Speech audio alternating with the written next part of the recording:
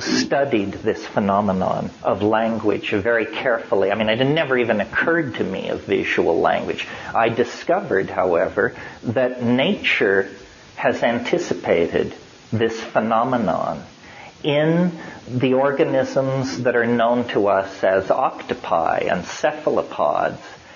As you all know, as you're probably graduates of those horrible nature specials on TV, octopi can change color. Most people think this is camouflage. It isn't camouflage. It is language. Octopi control an enormous repertoire of what are called traveling dots, blushes, shadings, striping, wavy lines, and a huge color palette.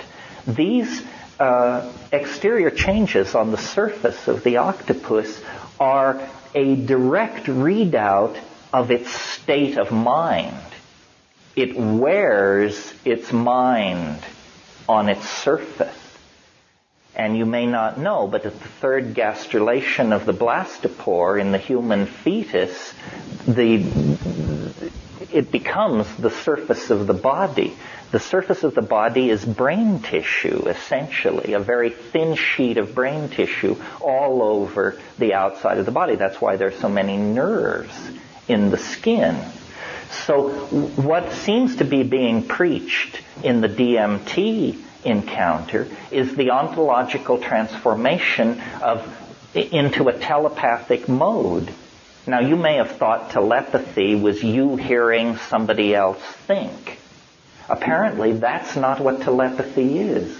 Telepathy is you seeing what somebody else means. It's the visual acquisition of meaning rather than the audio acquisition of meaning, because there is no ambiguity. You see, we use local languages. If your dictionary matches my dictionary, you can understand me. And that's fine if we're saying, could you close the door or get me a grant?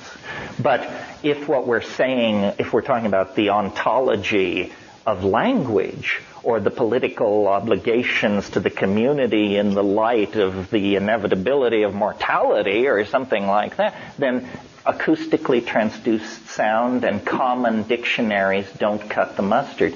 One of the most uncool things you can say in any situation is, would you please explain to me what I just said?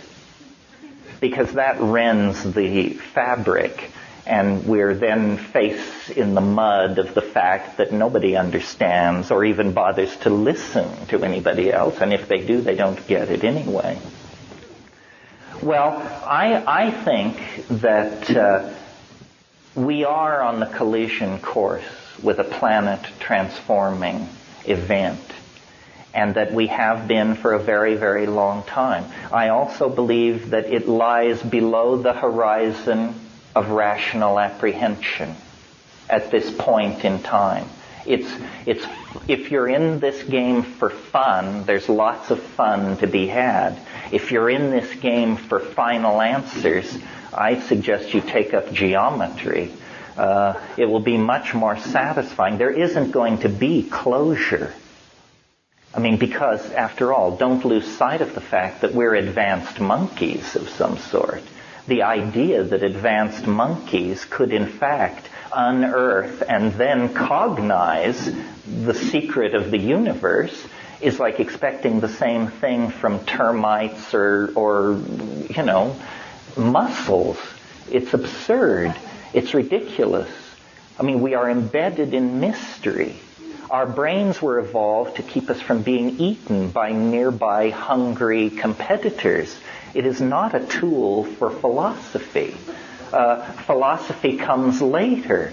And I think that what the UFO community and what the psychedelic community share is a tremendous impatience with scientism and the fascism of scientism.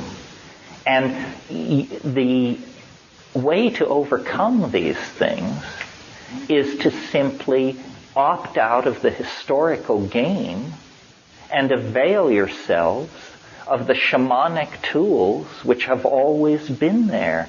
The whisperings from the other dimension are probably 1,000 millennia old. That's 1,000,000 years. That's the time that we have been sitting around campfires, spinning yarns for each other, and looking up at the night sky. We are not alone on this planet, but it may be that we are the late evolving intelligence. The mushroom said to me once, I said, "What are you doing here?" It said, "You're a mushroom, you live cheap." I said, but it said it was not such a bad neighborhood till the monkeys went berserk. And that was only yesterday.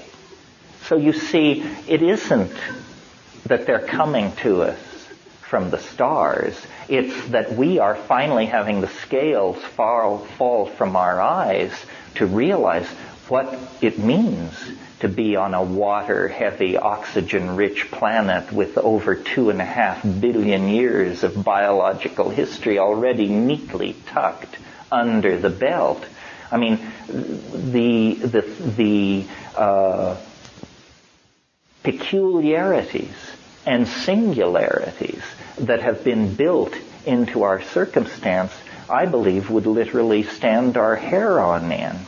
And the only way to make your way through this morass of claim and counterclaim is do not move your faith an iota beyond your own direct experience. If you haven't seen a UFO, believe no one. No photograph, no testimony, no nothing. Because everything is contaminated. Forget UFOs. Take Mount Everest. Have you seen it? Then for you it doesn't exist. I saw it. It couldn't possibly be the world's largest mountain. I could hold it between this finger and this finger. So, then if you limit yourself to direct experience, does that mean that you're shit out of luck?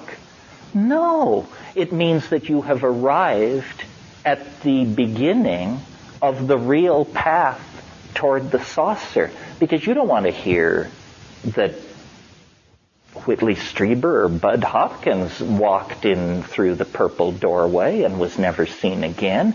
You want to be the person to walk through the purple doorway and never be seen again. Well, I guarantee you it's more easily done than you might wish to suppose.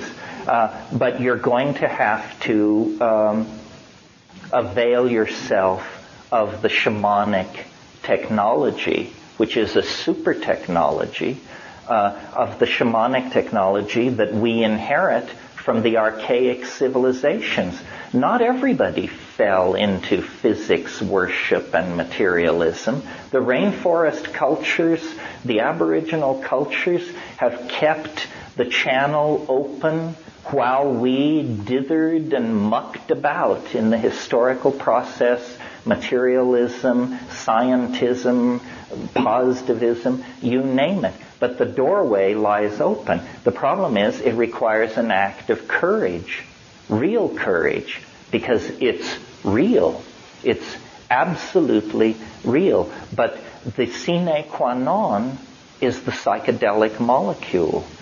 It was designed this way. It isn't that it's impossible to encounter these things in any other fashion, but it's impossible to coherently encounter them in any other fashion, because that's the part that is obtruding into the social sphere, and that's the area where contention, control, informational viruses, disinformation, false testimony, hidden agendas are totally corrupting of the phenomenon.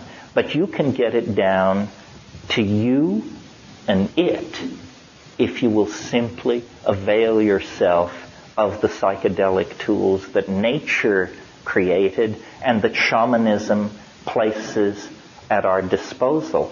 That's where the frontier of this hyper-technical fantasy is headed, toward a revivification of knowledge systems that were ancient when the pyramids were not yet even a gleam in the eye.